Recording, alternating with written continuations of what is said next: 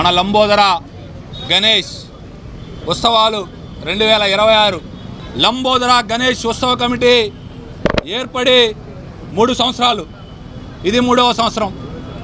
మొదటి సంవత్సరం అతి తక్కువ మందితో అనుకున్నా కూడా 50 మంది కమిటీ ఫామ్ అయ్యి తమిళనాడులోని తంజావూరు సెట్టింగ్ని వేసి నెల్లూరు నగరంలో ఈ రాష్ట్రంలోనే పేరు వచ్చే విధంగా మొదటి సంవత్సరం 2024లో మన లంబోదర గణేష్ ఉత్సవ కమిటీ ఏర్పాట్లు చేయడం జరిగింది.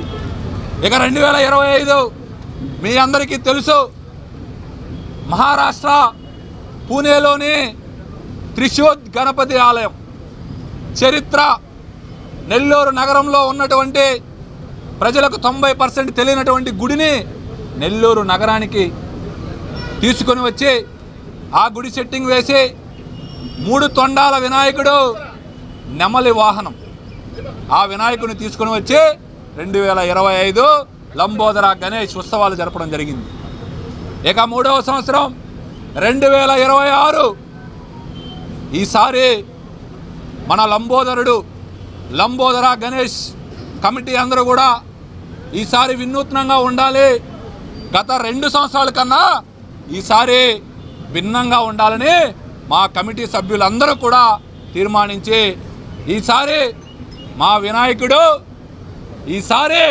మనందరి వినాయకుడు లంబోదర సెంటర్లో ఉండబోయే వినాయకుడు శరభ వాహన గండ బేరుండ వినాయకుడు. శరభ వాహన గండ బేరుండ వినాయకుడు. ఏందయ్యా ఈ శరభ, ఏందయ్యా ఈ గండ బేరుండ చెప్తా 2 నిమిషాలు. పురాణాల్లో ఇతిహాసాల్లో చదవండి, చూడండి, నెట్లో సెర్చ్ చేయండి.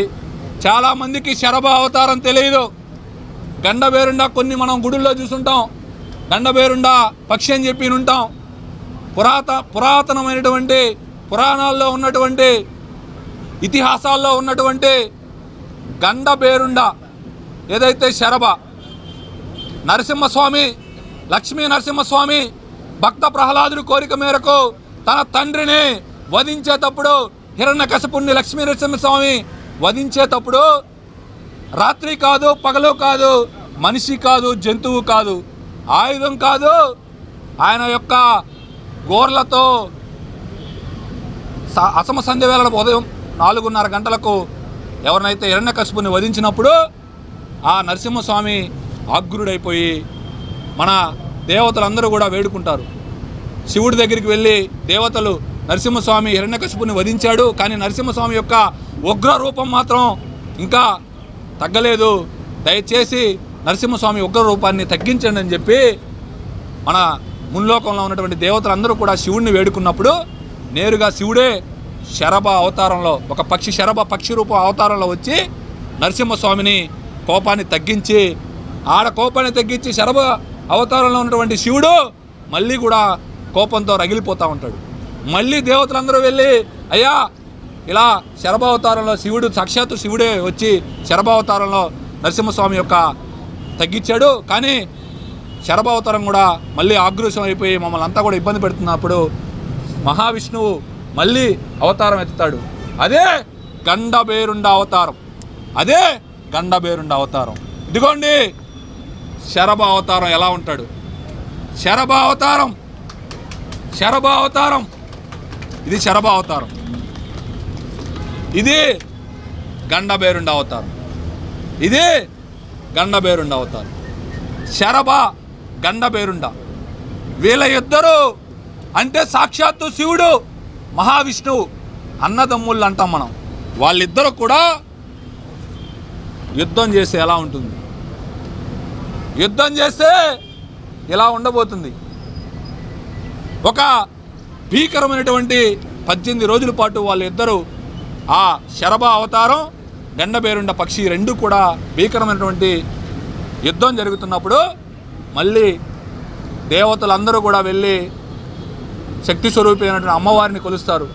శివుడు మహావిష్ణువు ఇద్దరు కూడా బాగా కొట్టుకుంటా ఉన్నారు, వాళ్ళ యుద్ధం జరుగుతుంది. వాళ్ళిద్దరిలో ఎవరు ఓడిపినా కూడా లోక వినాశనం తప్పదు అన్నప్పుడు ఆ మహంకాళి రూపంలో 10 తలలతో 10 ఆయుధాలతో వచ్చి వాళ్ళిద్దరిని శాంతింపజేస్తుంది. ఆ కాన్సెప్ట్తో ఈసారి మనం లంబోదర గణేష్ ఉత్సవ కమిటీ సభ్యులందరం కలిసి 3వసారి శరభ వాహన గండ బేరుండ వినాయక అవతారాన్ని తీసుకొని ఈసారి నెల్లూరు నగర ప్రజలందరకు భక్తులందరికీ కూడా ఈసారి ఇక్కడ జరగబోయే వినాయక చవితి వేడుకల్లో పెట్టదలుచుకుంది. నేటి తరానికి మన పురాణాల్లో ఉన్న కొన్ని వైభవంగా మన పురాణాల్లో రచించిన కొన్ని కథలను నేటి తరం ప్రజలకి తెలియజేసే విధంగా కొన్ని పురాణాల్లో ప్రస్తావించబడిన మన యథార్థ సంఘటనను ఉద్దేశిస్తూ ఈ వినాయకుడి రూపాన్ని తీర్చిదిద్దడం జరిగింది. ఈ పురాణ కథ ఆధారంగా ఈసారి మనం మన వినాయకుడిని ప్రత్యేకంగా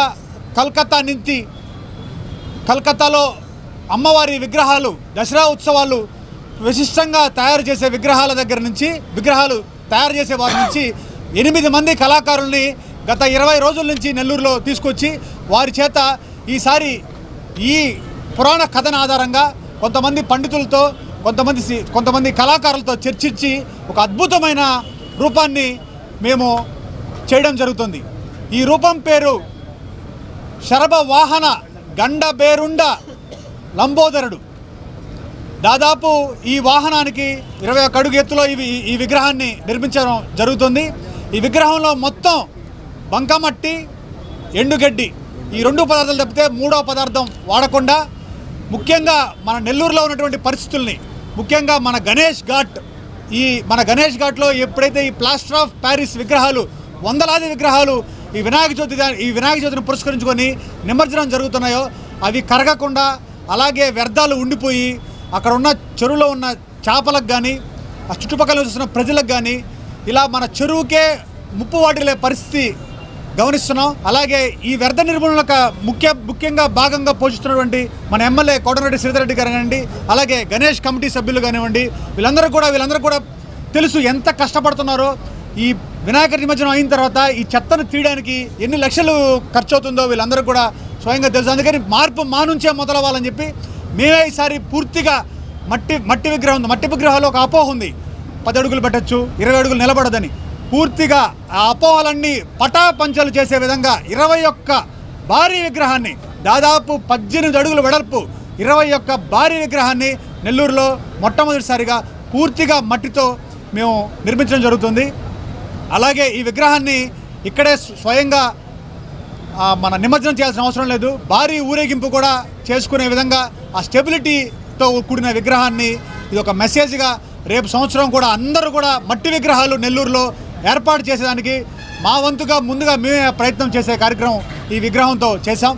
అలాగే గత 2 సంవత్సరాలుగా మాకు అన్ని విధాలుగా సహకరిస్తూ 3వ సంవత్సరం కూడా అన్ని తామై మా ముందుండి నడిపిస్తున్నటువంటి నెల్లూరు రూరల్ శాసనసభ్యులు కోటమిరెడ్డి శ్రీధర్ గారికి, అలాగే తెలుగుదేశం పార్టీ రాష్ట్ర కార్యదర్శి కోటమిరెడ్డి గిరిధర్ గారికి, అలాగే వందలాది మా కమిటీ సభ్యులందరికీ పేరున అందరికీ కూడా ఒక్కసారి ధన్యవాదాలు తెలుపుకుంటూ, ఈ సంవత్సరం ఎలాగైతే మేము ఒక నిర్ణయం తీసుకున్నామో గతంలో జరిగిన కొన్ని పరిస్థితుల ప్రభావంగా మా కమిటీ అందరం కూర్చొని ఒక నిర్ణయం తీసుకున్నాం.